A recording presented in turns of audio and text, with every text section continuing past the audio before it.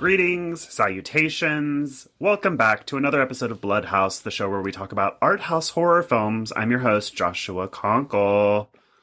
And I'm your co-hostess with the delightfully devilish mostess, Drusilla Adeline. Welcome back, Josh. Yay! It's been a couple of weeks since we have seen each other. I was in Canada shooting Dead Boy Detectives, which was a great time. It's going to be a great show. I can't wait for being cold all the time. Yeah. I think it will be good. I'm excited for it. It has a Joshua Conkle stamp of approval. There's not a show that you've worked on or written that isn't great. So I don't know about that, but thank you. Not to name any names. I love them, so they can't be bad. I do too. I'm proud of all of my work so far, although... Oh, never mind. I'm not going to say mean things about anything that I've worked on. I'm an objective arbiter of taste, so just to take the compliment. I will. Sometimes I just think about them and I'm like, would I watch this show if I didn't work on it? And I think actually the answer is yes, but it's worth considering. That's fair. It's hard to be objective about your own art. Yeah. How are you? What's going on? I'm good. I am so busy, as the top of the year always brings new projects and new excitement and new energy, and I am really, really in it right now. I've got a smattering of really exciting projects happening right now that I cannot wait to share with people really soon, that I am just living in, and I'm doing a lot right now. I'm like playing music with people again. I am writing again. My friend and I just bought an old VHS camcorder. And so we're like filming stuff again. I've got a lot of little like things going on, and I'm really excited. 2022 was very much a year of working on myself. There was a lot of therapy. There was a lot of health insurance. There was a lot of doctors. There was a lot of surgery. Working on me.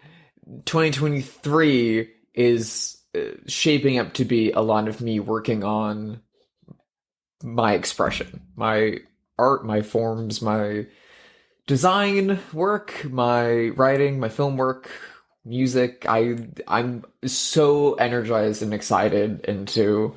Like, I'm just vibrating with energy, and I want to put it into good things. So, I'm in a really good place. I'm very excited. Yeah. Last night, speak of witchy things, last night was the new moon in Aquarius, which is a time of, like, radical self expression and reinventing yourself and manifesting things. I've been feeling that, too. There's something in the air. I feel really good about 2023. I've got a lot of opportunities coming my way. And I'm trying new things. I've been painting. I've never painted before in my life. Oh my God. But it's fun. It makes me feel good. I have switched from doing CrossFit, which I've done for 7 years, to hot yoga instead, to be gentler on myself. And so, like, I'm just trying new things and trying to be, I'm just trying to be happy like everybody, I guess, so I really feel that energy. Yeah. It's exciting. Last night was my best friend in the whole wide world, Danny Williams' birthday. She is a triple Aquarius, and with the Aquarius moon last night, we had a lovely, incredible time of celebrating her. I rented out a beautiful photo studio in downtown LA during the day, and her boyfriend, Ethan Noah Roy, who's an incredible and acclaimed photographer in his own right, we did a whole photo shoot for her. Oh, how cool. All day long, and then went away, had dinner, redressed, and came back later the night for a big party and played billiards all night. It was such an incredible time, and this month also marks 10 years of us being in each other's lives, and so it's been a celebration of us, we'll say. That's so cool. It's been a great moment. How have you been? I also have a VHS camcorder, I was going to say. And if you ever could use two at one time, you can use mine. I mean, I don't know if you need a 2-camera setup at any point. I have one, and it's in great working order. I use it sometimes at house parties and things like that. I love it. I've wanted to make a film on it. I think we should together collaborate on a VHS film. Ooh, that would be cool. We've also never done a shot on video film on our podcast, and I have one in mind for a later date that you will love. I'm excited because I can't think of anything that's shot in video that I can think of for our purposes. So I'm really excited. Have you ever seen Blonde Death? No, I have not. It's incredible, and I have it. I've never heard of this. We should do it. I'm excited. Oh my god, you would love it. Yeah, it's great. Okay. All right. Speaking of things that you would absolutely fucking adore, that would be very inspiring and gorgeous to you. I've been watching a lot of movies lately, and this might have something to do with other than my normal life and how much I watch fucking movies, but also with my level of like creative inspiration. One of them is a new film. I believe it did festivals at the end of last year. It was released by Music Box Films from Chicago, and it is on like VOD rental right now, and a Blu-ray is coming in a month or so. It is directed by Amanda Kramer, and it is called Please Baby Please. Oh yeah, I keep hearing like little whisperings of this. Starring Andrea Riseborough from Mandy, and Arthur Melling from Anna Taylor-Joy's show The Queen's Gambit. Jazz Sinclair from The Chilling Adventures of Sabrina. Sabrina, love her. And Dana Ashbrook from Twin Peaks. Wow, that's a great cast. It is a hyper stylized, ultra queer, like urban fantasia, not dissimilar from Fassbinder's Corel or Pink Narcissus. Ooh, wow. With like shades of like Stephen Sayedian's Dr. Caligari. It is gorgeous. It is hysterical. It is beautiful. It is sexy as shit. I cannot recommend it highly enough. It is playing on these like uniquely 50s American tropes of male and female presentation and gender, and really just like warping them through the ringer the whole time. We've got characters dressed up like Marlon Brando in The Wild One, just like looking like steamy hot little men. We've got like butch lesbians dressed up as bikers that are in like lovingly tender S&M relationships. It is so freaking incredible. I cannot recommend it highly enough. There's a beautiful like musical number. There's a split screen dance sequence. It is that sounds so maybe cool. the film of the year. I cannot say enough about it. It was fucking incredible. Wow. That sounds great. You need to see it. I also had a lovely experience watching a movie that I've seen before and I love very dearly recently. But I want to mention it because it is being re-released and put back out in a way that is finally accessible to most people. Listeners will probably be familiar with the late 90s iconic teen comedy Jawbreaker, directed by friend of the show Darren Stein. Darren Stein, we love you. Is a sweetheart and one of the nicest human beings on God's green earth. His first movie is called Sparkler. It was made in 1997. And it stars Park Overall giving the performance of a lifetime, Veronica Cartwright from Alien and The Birds and Invasion of the Body Snatchers, and a young Freddie Prinze Jr., Jamie Kennedy, Don Harvey, Grace Zabriskie from Twin Peaks, Octavia Spencer in one of her first roles, Glenn Shaddix from Beetlejuice. A huge cast. And it is such a sweet, tender, independent film that's a love letter to desert women and gays. And it is so charming and so cute and so funny. And it was restored recently, and it's currently being re-released by Strand. So it's available for rental. It is available on streaming for the first time ever. And it's getting a home video release for the first time since VHS. Yeah. It is incredible. Darren debuted the new restoration at his house recently, and he invited members of the cast and crew over Um, I was invited along with friend of the show Michael Verratti and Brendan Haley. Mm-hmm. Some of the friends of the show who work at Severin Films were there, who worked on the restoration. And members of the cast, including Veronica Cartwright, were there in attendance. And we just had so much fun. She is such a sweetheart, and the movie has aged beautifully. That's so great. I love it so much. It was so great to see it with such an excited crowd because I've only ever seen it on VHS, like alone in my house for years. Mm-hmm, mm-hmm. It plays like gangbusters. I cannot recommend it highly enough. If you are out there in the world and you want a quick little 80-90 minute movie to put a big smile on your face, go find Sparkler, give it a watch. It is a hoot and a delight in a way that they don't make anymore. Oh my gosh. I've always wanted to see that. I'm friends with Darren Stein a little bit, and I love him and think he's such a sweet guy. And I just have never seen that. I didn't see it in the 90s when it came out, and I'm so glad to hear that. I've really wanted to see that. I think you're going to love it a lot. Veronica Cartwright and Park Overall's performances are to die for. I don't think there's any world where I wouldn't love that movie. Yeah. I've seen some new movies that I don't want to talk about for various reasons, but I will talk about. If it's a new horror movie, I've seen it, and I don't want to talk about it. With the exception, I don't want you to think I'm talking about Skinamarink, because I haven't seen that yet, so I'm not talking about that. I'm talking about everything else. The thing that I do want to talk about... the stupid doll movie that I don't care about? I haven't seen it. I haven't seen that, actually, either. But I have a vibe that I won't like it, and I don't know. I am talking about... What I do want to talk about, I should say, is a show that I cannot stop thinking about on Peacock called Paul T. Goldman. That is the weirdest, wildest, laugh out loud, crazy show I've seen since The Rehearsal. Okay, I've never heard of this. I hadn't either. I don't even remember who recommended it to me. No one is talking about it, and it's almost over with 6 episodes, and it's so funny and wild. And basically, imagine a true crime documentary series filtered through The Rehearsal. So basically, it's this man, Paul T. Goldman, and it's a true story that actually happened to him. But what we're watching is them making the like kind of TV movie version of it, where he is playing himself.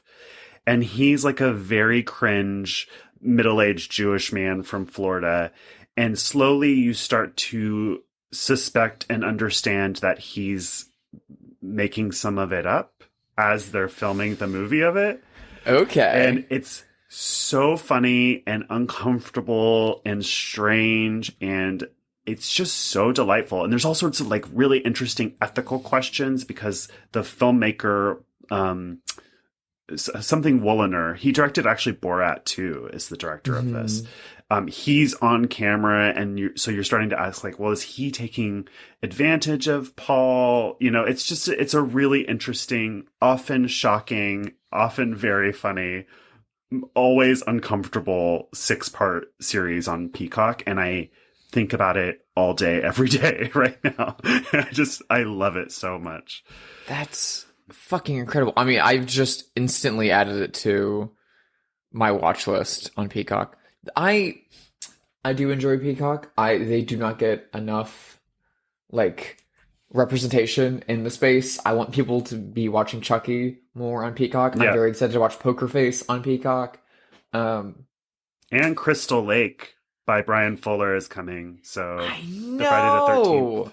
Yeah, prequel series. I can't wait for that. By A24. A24 doing a Friday the 13th prequel series with Brian Fuller. Pretty good.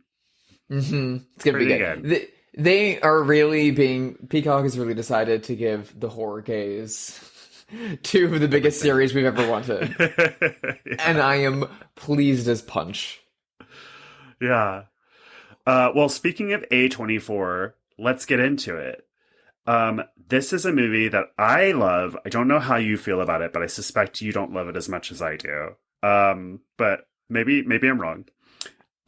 This is a movie from 2015, directed by hot man Robert Eggers. It is, of course, The Witch.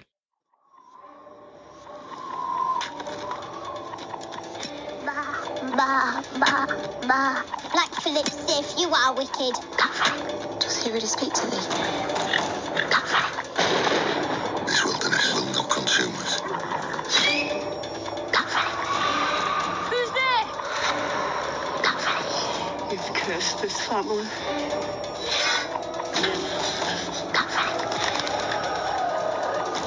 This is witchcraft. She placed a curse on me.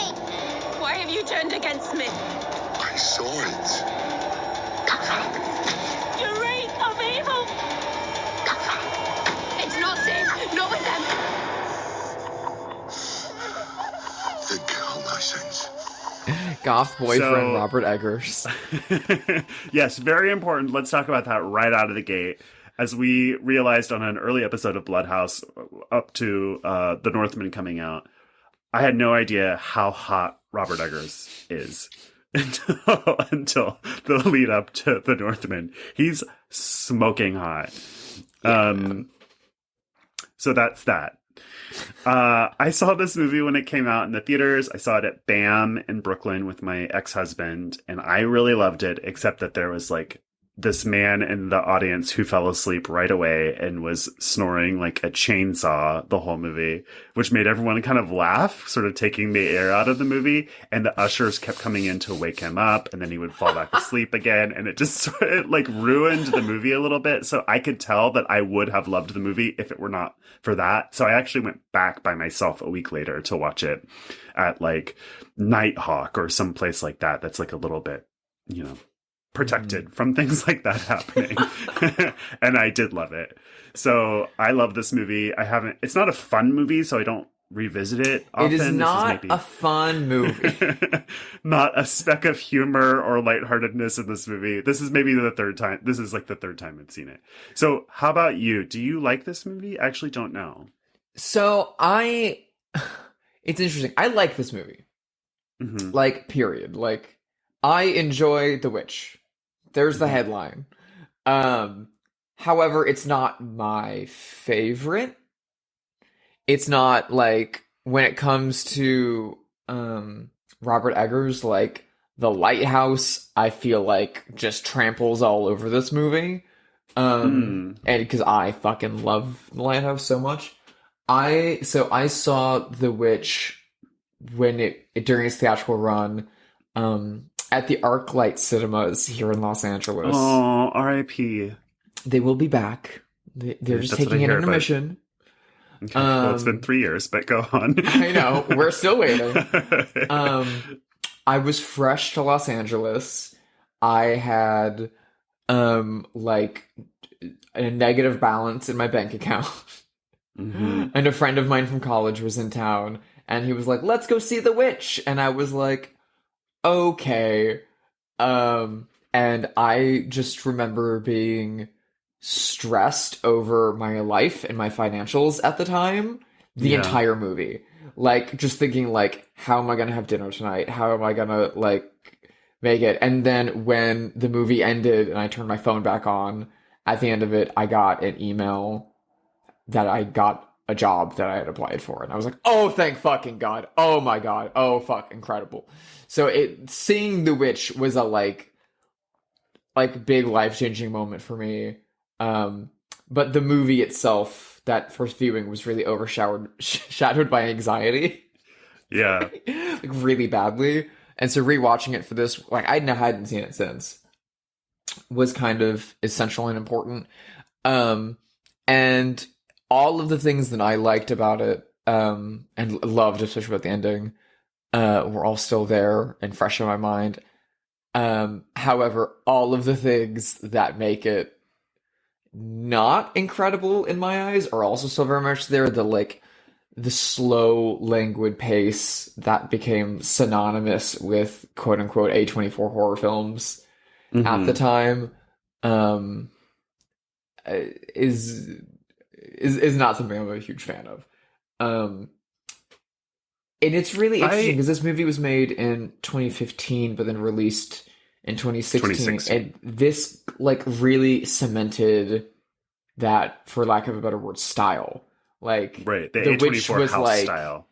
here's this new thing. It was such a big deal. It was a crossover hit for art house and horror communities alike. Very few people don't like this movie, from my understanding. I'm not sure if that's true. I mean, it's one of those movies that has like a 90% critic approval rating on Rotten Tomatoes and then a much lower audience rating. And my sense is, and then even looking it up in advance of recording this, is that there was like an audience backlash against it that has only continued against A24 all this time. But it feels like a lot of people felt like it should not have been marketed as a horror film, because what you're getting is something much slower and more languidly paced. That's my feeling about it. I mean, I feel like at the time, a lot of people were like, oh, it's boring. And the same people are still on Twitter today who are like, that movie is so boring or whatever.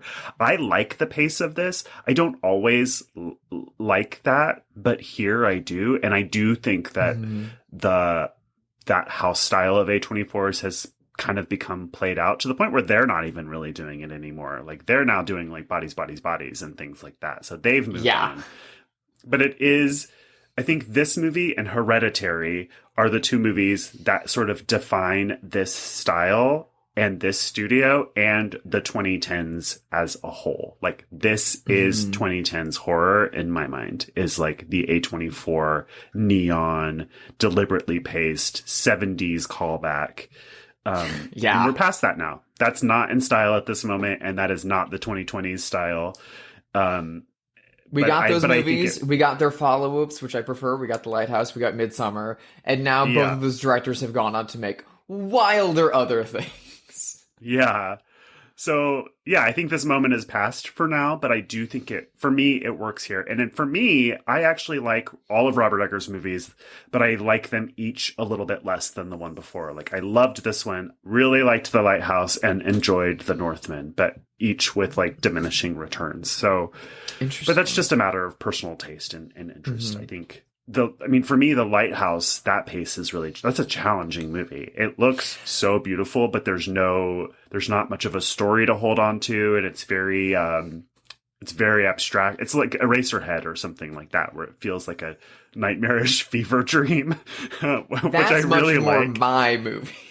Yeah. It's a really gorgeous movie. I love The Lighthouse, but The Lighthouse doesn't have standard, narrative rhythms. The Witch does. This has characters and a story. Yeah, The Witch kind of has your like Save the Cat screenplay book rhythms, even once you like break it out of the like style that it's like living itself in. It does have that like familiar style like of telling a story that American audiences are expected with. The Lighthouse, on the other hand, moves like waves. Like a waveform narratively throughout set pieces, bits of character, bits of mystery, bits of surrealism, to tell an overarching story and experience, and that is something that I'm more interested in. So my thing with The Witch is that it is very good, and it's like it spends so much of its time getting period details accurate, and it has a lot to say about religion, which is something that I love. But for me, it keeps recalling better movies. Oh, interesting. Throughout it, to me, the entire time that I watch The Witch, I'm always just like, but Hawkson. I'd rather be watching Hawkson right now. Or I'd rather be watching The Devils right now. Or it recalls the Blair Witch Project in parts. It recalls the movie Trick or Treat at the end in a way that I really love, but makes me want to be like, wow, Trick or Treat's more fun than this. It recalls I think Trick or Treat is more General. fun than this, but yeah. I think that this movie is better than some of those movies. I love Haxon. That's I love fair. The Devils. But I think this is right up there with all of the great American folk horror movies, of which there aren't that many, honestly, because mostly they're British. Synopsis-wise, This movie is set in the year 1630. It is about a family of Puritans who are banished from Plymouth for being too religious, which is a bad start when the Puritans are like, you're too extreme, please leave. So they have to go and homestead in the remote wilderness. And they have a new baby named Sam. They have 6 children. Anya Taylor-Joy is the oldest of them, named Thomason. And they have a newborn baby, Samuel. And Thomason is babysitting while everyone is doing their farm work or whatever. This is a trailer moment. It was in the trailer. She's playing peekaboo with the baby. And when she moves her hands away from her eyes, the baby is gone. And we quickly understand that a witch has stolen the baby and taken it into her hovel in the woods, which is not a mystery because we actually see we see the witch chop off the baby's penis with a knife and then smush it in a mortar and pestle to make flying ointment, and that's like the opening credits, basically. Yeah. So this movie that's also not... like that's what you do. Like, I don't know why we're judging her for these practices. No, like, I mean, a lot of beauty products, truly, this is true, have baby foreskin cells in them. That's very rejuvenating. Lord. Yeah, so this movie does not make the choice to be like, ooh, are they imagining this or is it real? No, there are witches in this. There's a witch in the woods that is tormenting this family. It's never a question, which I think is a really cool choice, but I feel like a different director might have made a different choice. Mm-hmm. No, they could have been like, it could have been like It Comes at Night, where they're like, oh, is there really something out there? Or are these people making it up and being paranoid? None of that. There's a witch. I love that It Comes at Night remains the like one A24 thriller horror movie that gets dogged on the most. I hated that movie when I saw it. That's the one theater. to make fun of. That is like the example of like aiming to be sucks. the witch or Hereditary and failing.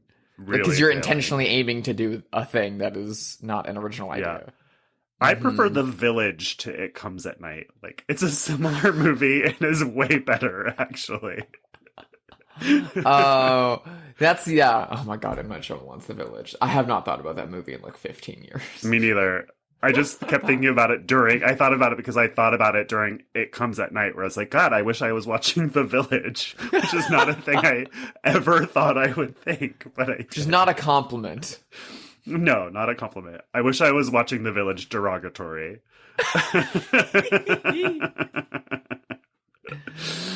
Oh my yeah, god. so the baby has been whisked away and murdered by a witch, and the mother, Catherine, played by Kate Dickie, who's fantastic in this, is aggrieved, as they say, and things start to fall apart. There are 2 little twins who are talking to a goat named Black Phillip on the farm.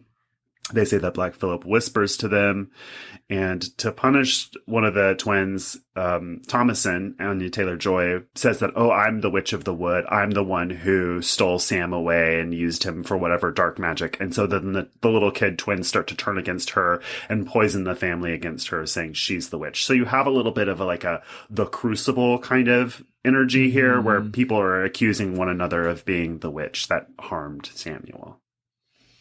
I also love the idea from like a contemporary setting that if there was like an affluent family who one of their children was abducted, that their teenage daughter would jokingly tell the other members of the family, "Oh yeah, I'm the one who stole. I'm the one who killed a relative who we're all mourning." That's very funny to me.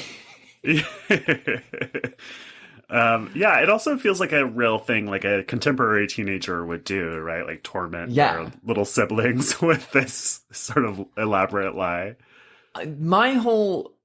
Whenever I watch The Witch, I'm not able... I very much obviously watch it within the context of the film and the setting, but because of my experience as being an individual from the 21st century, I always watch it as a parallel to contemporary society.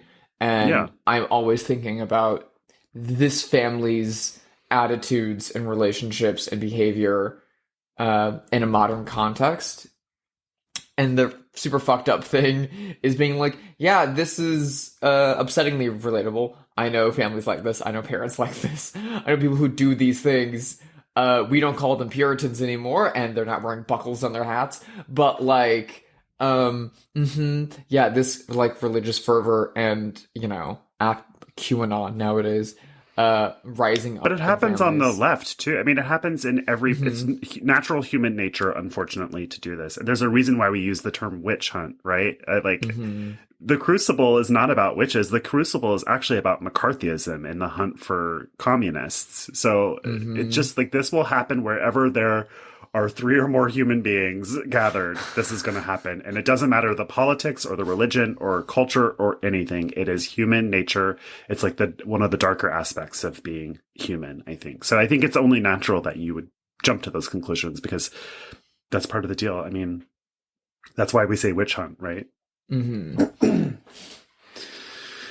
Thomasin is a teenage girl. They remark on how she's gotten her period and is becoming a woman. She started to grow breasts, which her little brother Caleb is obsessed with, weirdly. Yeah, he's very into it. He's really into her boobs. We get a lot of close-ups on her budding bosoms. Caleb is like, I don't know how old he is. I don't know how old children are. They could be like 5 or 13 to me, but I think he's like 9, I guess I would say. I don't know. I feel like he's older than that. I know Anna Taylor-Joy was like 18 or 20 when she made this movie. But He's like 12. He's not a teenager. Okay. He feels like 13-ish. Like in a contemporary setting, he would be like on YouTube and Reddit. He's like by this age. Age, yes, he's middle school age, we'll generally say. Yeah. So he's obsessed with his older sister's boobs. He goes into the forest with his father to lay traps for rabbits and stuff like that. By the way, the farm is failing. The dad is a terrible farmer and a terrible hunter, and his family is starving. And now that the baby has been disappeared, his wife is like trying to get him to go to the village, and she misses England. And so there's this pale in the air of this farm and homestead being a total failure. So he takes Caleb into the forest, which they're forbade to go to lay traps. And this sets an idea in Caleb's head that he's going to help the family by going into the woods by himself and collecting the traps. But Thomasin finds him in the barn in the morning and decides to go with him. And that's when they run to the witch, essentially. He runs off chasing the dog.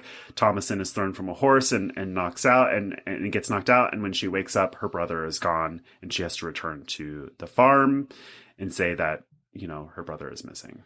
Hey, I lost another male child. Yeah, exactly. And we see the witch. Caleb finds first his dog, which has been disemboweled. So does the dog die, people? Yes, the dog dies. And then he finds the witch's hovel first he follows a rabbit, this rabbit we keep seeing. And we come to understand that assume that the rabbit is the witch. And so he follows this rabbit to a hovel where a beautiful woman comes out. And that's the last we see of him for a while. We presume that he is dead. And so poor Thomasin, things get worse for her at home. Her mother hates her because now Thomasin has lost 2 siblings. I mean, don't you hate when you keep losing siblings? You keep losing your brothers. Yeah, you got to keep an eye on your brothers or the witch will take them.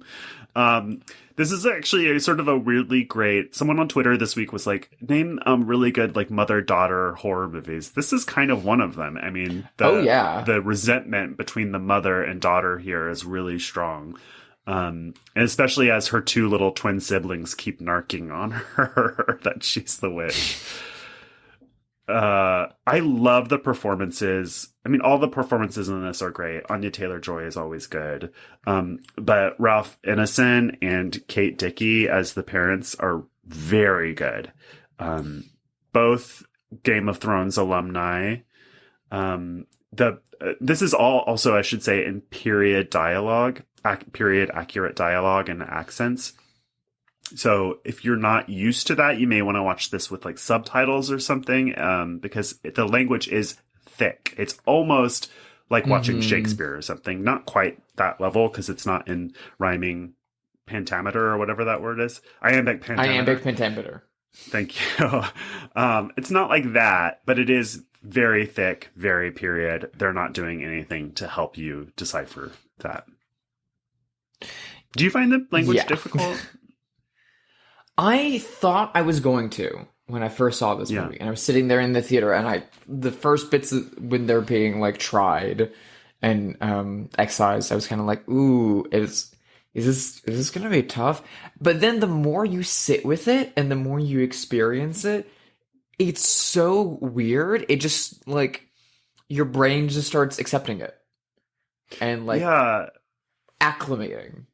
I always feel that actually when I see a Shakespeare play for like 10 minutes, I'm like, I truly have no idea what anyone is saying. And then something just clicks where it's like you have a translator thing in your ear or something. Like something just clicks and suddenly you understand it. And that happens to me every single time I've ever seen a Shakespeare play.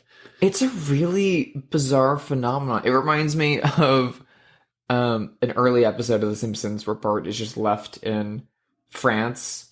Oh, yeah, I remember for a while. that. And he's like, I don't speak any French. I don't know what's going on. And he's like left alone, frustrated the whole episode. And then finally he like goes up to some French people and like yells at them and realizes midway through that he's speaking French because he's been just like inundated in it so long. It's really hard to walk out of The Witch and not start saying ye. Yeah, and wouldst and thou and all of that stuff. Wouldst thou like to live deliciously? Deliciously. This movie does something that I love that I wish more movies did. But I guess you can only do this a few times before. I don't know. I just love the choice that it's like, okay, what if the Puritans were right?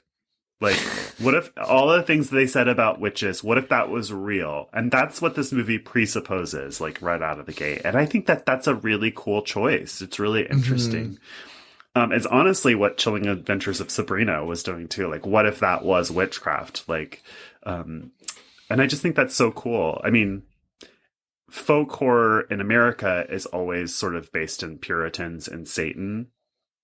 As opposed to England, where it's always about pagans that are still around. So it's like very entrenched in like American folk legend and religious traditions. And in fact, this is called like a New England folk tale. Is the subtitle? Yeah. I just think it's such a cool, interesting choice. I really, really love it because it's... The movie doesn't really, by like buying in whole hog into Puritan Christian faith and presenting it as straight up and direct as they would believe at the time, it's a really good way of skewering those beliefs. Yeah. In a way I really enjoy. Because, okay, cool. Yeah, this is a plight being brought on by God because you are too proud and you've led your family astray. You've been excised from the community, from the garden, one might say.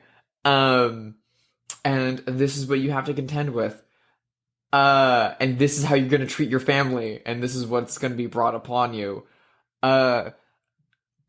Through that lens, I've always found this movie to have a happy ending. Me too. I couldn't wait to talk about that. And we will talk about that. But it is interesting that this movie shows us the sort of like traditional American Calvinist religious belief, right? Which is that all of us are sinners. We're born sinners. There's nothing that we can do about that except try to get right in God's eyes. And so this movie is about a family who has been banished, is living in the wilderness, is quite literally starving, has lost 2 children, and their belief is that they are being punished because they are too proud. Like, how fucked up is that? Like, that's so American Christianity to be like, we have it too good, so God is trying to humble us. It's like, bitch, you are starving. Your children are dead. Like, things cannot get any worse. And so, through that lens, witchcraft seems to look like a pretty good option.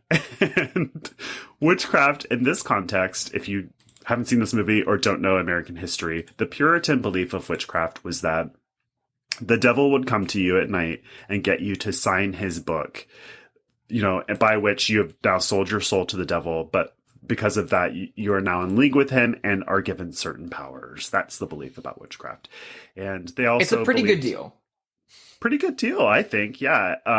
There was a lot of talk about how witches would cut off men's penises and keep them as pets. So you'll see like old illustrations of like a bird's nest in a tree with lots of dicks in it. Witches in this context, we tend to think of witches through like a feminist lens, which is right, but men or women could be witches at this time, although mostly it was women who were accused, but there were men. And in this movie, it feels like Satan is trying to, at different points, work through all of the family, or most of the family members, right? So we know that Black Phillip has been whispering to the twins. There's a really great scene where the two dead children come to the mom, Catherine. Yes. Which is absolutely an incredible, and she breastfeeds one of them. She breastfeeds one of them. Cut to, she's then breastfeeding a crow who's like chewing off her nipple. It's terrifying. What a great scene. That kid Caleb is so good. And I didn't write down that actor's name because I'm an idiot, but that child actor is so good. Harvey Scrimshaw? Harvey Scrimshaw. So a few days after Caleb disappears, he returns to the farm nude and frightened and kind of like catatonic and is laying in bed. They do bloodletting on him to try to cure him. Then realize that this must be witchcraft. And then that's when they start to accuse each other. And then he like does this prayer. He like wakes up and starts doing this prayer, and it has this like glow on his face, and then just dies right in front of them. It's so upsetting. Watching a parent grieve a child in a horror movie is like one of the hardest things. That scene in Hereditary really fucks me up too. God. Yeah. His death is really, really, really hard to watch, and it brings about all of the most upsetting parts of exorcism films. Yeah. They're really hard to watch. But then, in classic The Witch fashion, it ends with strong religious symbolism as he croaks while choking up a, like, undigested, rotten apple core. Yeah. It's so cool, too, because earlier when he's gone to the woods with his dad, they get caught by the mom coming home, and he lies and says, "Oh, I thought I saw an apple tree and I wanted to get you an apple." So it's like, it's almost like suggesting that the witch has been listening to them or spying on them in some way and is doing this to like torment them. It's such a cool choice. Well, I mean, both the like, the apple has really strong Adam and Eve right. connections, obviously. Obviously symbolizing, carnal desire and knowledge and these things. And that's the thing that your child chokes to death on, while he's, like, lusting after his sister and being seduced by this, like, The Shining version, like, sexy... Yeah. It's not exactly witch. Subtle when you put it that way. It's on the nose, but in a really beautiful way. It's great. This movie, has a bone to pick with Christianity. Mm-hmm. Robert Eggers is from New England. He grew up in New Hampshire. He couldn't actually film this in New England. They filmed it in Canada for tax reasons, but it took them a really long time to find a place that Robert Eggers felt was suitable. And they found it kind of off the beaten path in the middle of nowhere in Ontario, which was like not on the list of like places to scout for them, I guess. So it took a long time. This movie was made for $4 million, which is considered low budget, and it made $40 million. So it really did well. A fucking banger, some would say. Yeah. Yeah, a fucking banger. Although, now he's made the Northman for $90 million, which made like $1 million. So who knows what's next for Robert Eggers. It's rumored that he's going to do a version of Nosferatu, which I think would be great. I think he'd be great for that. Mm-hmm. I know he's been planning that for some time now, and I'm very excited to see what he does with that. Hopefully he will get Nicolas Cage involved in some way. Oh my God, amazing. So ultimately this movie, Thomason is the final girl left standing, and she goes to talk to Black Phillip and says, "You spoke to the twins, speak to me." And then off screen, you hear the voice of Black Phillip saying the famous line, "Wouldst thou like to live deliciously?" And it's such an incredible and spooky scene. And you see kind of Black Phillip the goat transform into a man who's like sort of circling her. You see a little bit of his hand on her shoulder and that sort of thing. And there's like a cape of some sort. So it's very dark and you can't really see. And she says, "I don't know how to sign my name." And he said, "I'll guide your hand." And then cut to her naked, following Black Phillip the goat into the woods where there's a circle of naked women around a fire. She joins them. They all lift up into the air, floating, and you see a big smile across her face. Cut to credits. And I have the same interpretation as you. For me, it's a happy ending because she's been liberated.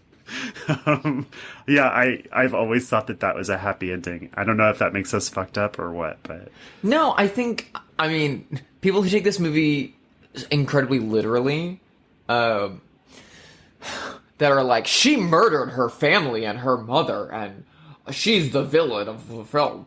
What I love about this movie is that because it plays to the puritanical religious views so strictly, it can be viewed in that way. But in doing so, it also plays to pagan beliefs pretty strictly as well. And from that perspective, it's a very happy ending because she's following the god Pan out into the woods. Interesting. Yeah. Like, that's not the devil, that's Pan, who is an earth spirit.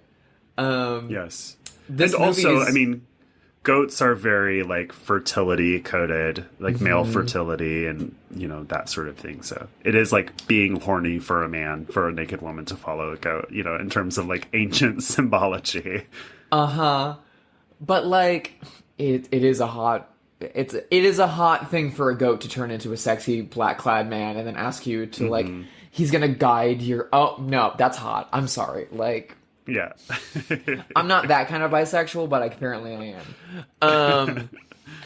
Like, it leans so well into the symbolism of both beliefs, because Christianity, especially this level puritanical Christianity, was made in direct opposition to pagan beliefs at the time to convert people out of pagan belief cycles, so it kept so much of it to seem familiar to a lot of those people that it's able to work in both contexts, but it very much sides with one rather than the other, it feels like, in the end.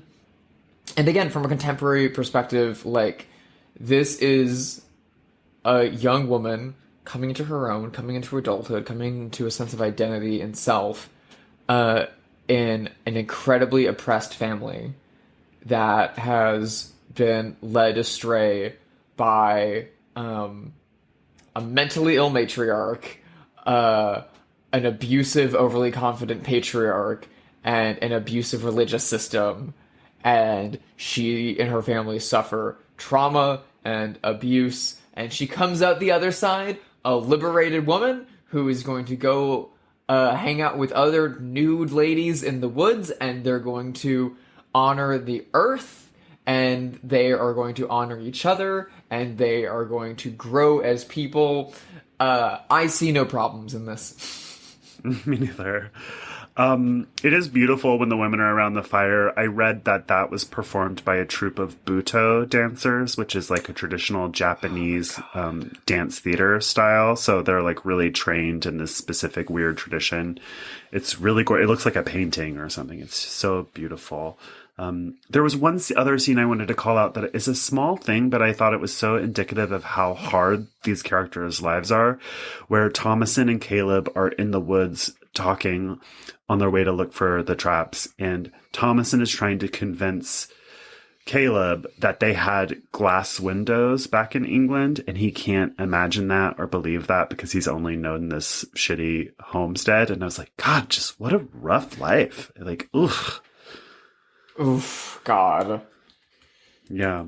Would not like to be a Puritan. I'm sorry, I'm just going to say it. Controversial take. I like 2023. I don't want to live in the past. As cottagecore as I am, homesteading is not for me. It's part of the reason why I don't love The Witch as much as some other people do, is that, like, it's a lot of, like, I don't want to be in this, I don't want to be here, to get to an ending that's like, oh, okay, awesome, great. I want to see more of the witches. I want to see more of these ladies having fun. I've lived in poverty, and I've lived in poverty with abusive families. Cool, got it, done it. Got it. We can stick a New England accent on it and put it in near black and white. Great. I don't need to watch it. Yeah. Well, I love this movie, but maybe it's time to change directions and play Have They Seen It, the game where we speculate whether or not notable figures have seen this movie. I've got one right out of the gate. So this movie stars Ralph Ineson and Kate Dickie, both of whom are in Game of Thrones. So I want to know if George R.R. Martin, author of the Game of Thrones books, has seen this movie. We know that Stephen King loved it. He blurbed it very positively when it came out.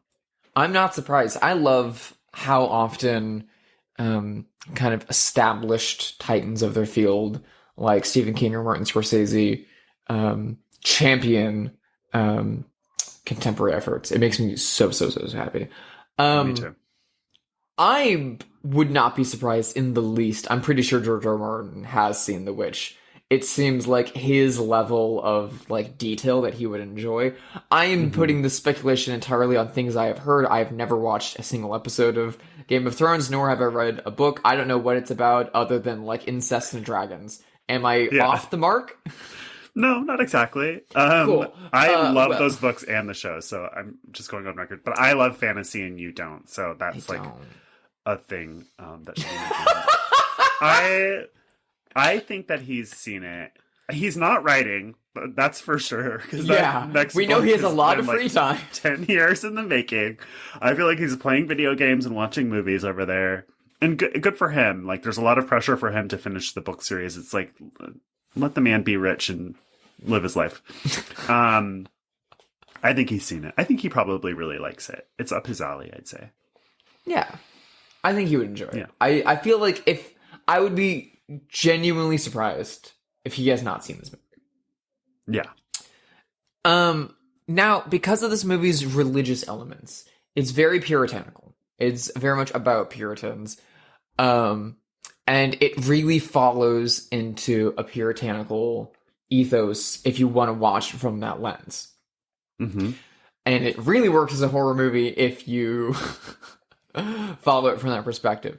So I want to know if devout Christian and entertainment superstar, film star, and Christian spokesman Kirk Cameron has seen The Witch. Do you know what? First of all, I thought you were going to say Chris Pratt for some reason, and I'm glad that you did it. But I logically want to say no, but my gut immediately said yes. Mm-hmm. I feel like Kirk Cameron, rather. No, Kurt Canyon. Kurt Canyon feels like the bad, like, rip-off version in a satire. Kurt Canyon, or like a 70s porn star name, Kurt Canyon, or 80s, I guess. But then my gut was like, yes, because he's just crazy enough that he's like, I need to be researching the enemy. I need to be 2 steps ahead of the devil to make sure I know what he's doing. Like, I think he's just crazy enough to see himself as a soldier in a war against Satan, and then, like, would watch this as research. I agree. And I think he would recommend it to people in the Christian faith as being like, you need to watch this. It is the most terrifying film. It's so accurate. They're getting everything right. But I must warn you, it has intense subject matter, but it reminds, like, do you remember when the Mel Gibson Passion of the Christ movie came out? Yes. And that was like torture porn level gore, and it was like hard R. But I was young at the time, and my parents took us to Sunday school around that time. And they would be leading sermons and they'd be telling people like, we know this movie is violent, we know this movie is upsetting, but it is what our Lord went through. And it may be rated R, but we encourage you to take your young children in to see this movie. That's so crazy. I feel like Kirk Cameron would have a similar perspective on The Witch. Being like, as like, absolutely, to him, it's this super anti-feminist, like, takedown on these, like, witch-loving libs. Totally. Although, I will say, Candace Cameron, his sister, has not seen this. Because she only likes nice movies. Do you know what I mean? True. She's Hallmark to the core. Yeah. On a similar note, I want to bring up a second person, like, in the same vein, and we have mentioned their show on this episode. Do you think that Angela from The Rehearsal has seen The Witch? Ooh, that's hard because I can also see her being like Kirk, you know, and seeing it as like research onto the enemy. But here's the thing with Angela is that the show made it seem like her Christianity was new and that she was like born again, right? And has this history of like drugginess and like something seedy in her past. But still, I think the answer is no, because I don't think Angela is very bright, frankly. And I don't think that she would see an art movie on either side of that Christianity fence. That's fair. But I would argue that Apocalypto is an art movie. That's her favorite movie. I forgot that Mel Gibson is her favorite director. You're right. That's her favorite movie. So maybe yes. I don't know. As much as we all love Mel Gibson. I was obsessed with Angela, and for a long time in our house, my boyfriend and I, there's a scene in The Rehearsal when he's like, you know, I tried to Google what you said about Halloween being evil and I couldn't find anything. And she was like, yeah, but in her baby voice, like Meg Tilly is like, yeah, but did you Google Halloween satanic origins? And so in my house for a long time, Joel would be like, oh, I tried to Google that restaurant Takes that you mentioned. And I'd be like, oh yeah, but did you Google Takes satanic origins? And so anyway, we loved Angela in our house because she's like a Christian bimbo legend. So I was thinking of witches. One of my favorite IRL witches, of course, is Stevie Nicks of Fleetwood Mac. Do you think that Stevie Nicks has seen The Witch? You know what? I feel like on her own, Stevie Nicks probably wouldn't get around to it. However, she's made a point in recent years of stepping in front of the camera more often and performing in things. And she was famously had a lovely little cameo as herself in American Horror Story Coven. So I feel like there is a world in which gay horror villain Ryan Murphy has shown her The Witch, in which Ryan Murphy had a little like party at his house to watch The Witch, and he insisted that Stevie Nicks come and be in attendance, just fellow as like a Hoosier, gimmick to by get the friends way. there. Fellow Hoosier who attended my high school, who attended North Central High School, Ryan Murphy. Yeah. And queer villain. I think you're right. But I also feel like Stevie Nicks would be one of those witches who's like, real witches don't worship the devil, and like would have some sort of like problem with representation, which is the most tedious thing, by the way, that witches do. Just like, admit you're a dork.